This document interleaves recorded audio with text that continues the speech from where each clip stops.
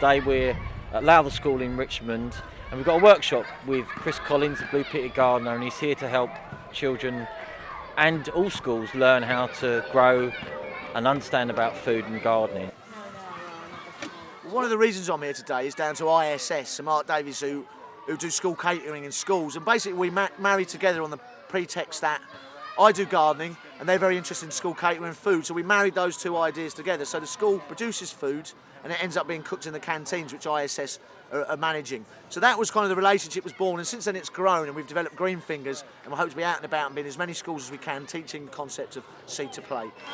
What you do is, I've got a pencil, it doesn't really matter, is label and date. Label and date. You don't know how many people who sow a load of seed and haven't got a clue what it is because they forget to do that job.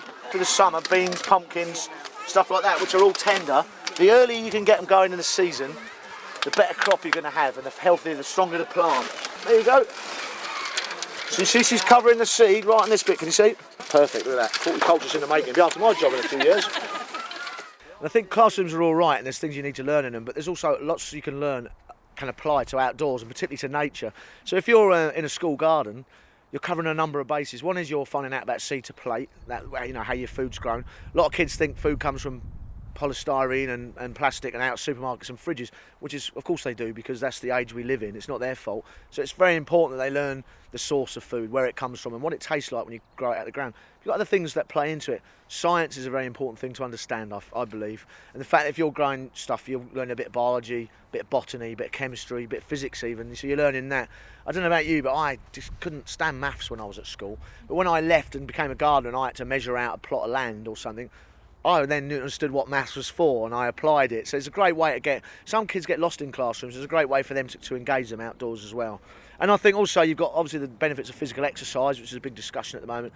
But the big one for me, I think, is it's great for teamwork. It gets people interacting. Horticulture is a very good glue when it comes to people. It just binds people together. And I think you could probably argue that being able to get on with other people is probably your biggest life skill at the end of the day.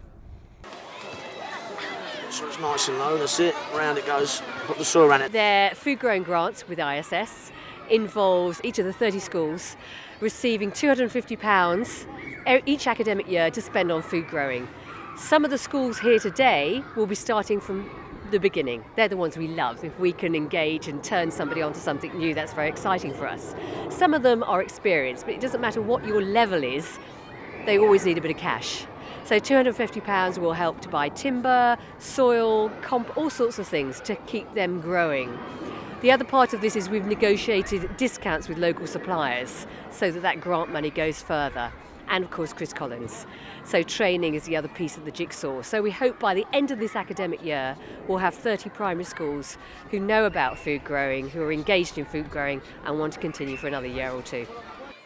Today I've really enjoyed the fact that Chris has been so enthusiastic. He's really involved with children.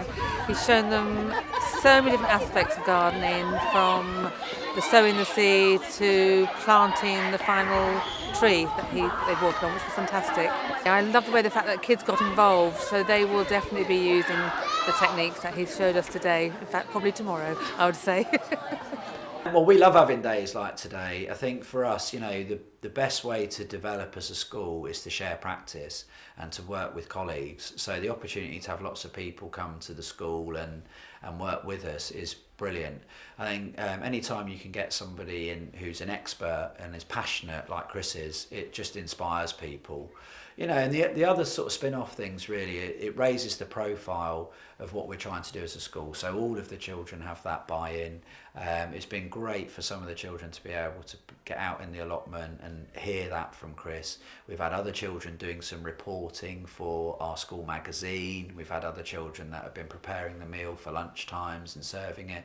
So there are lots of kind of extra things as well as kind of the actual training aspect. You know, all of our staff have had the opportunity today to go and learn from experts, you know, so that for us makes our sustainability project more sustainable, which ultimately is what we want.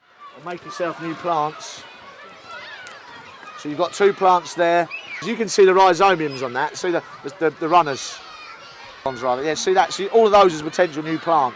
So it's a good idea to look at plants because they give away their secrets if you look closely. We're there to provide great food in ISS education, but that's just a part of what we're about. We want to get involved in everything that is associated with feeding children great food, but also to getting them to understand where that food comes from.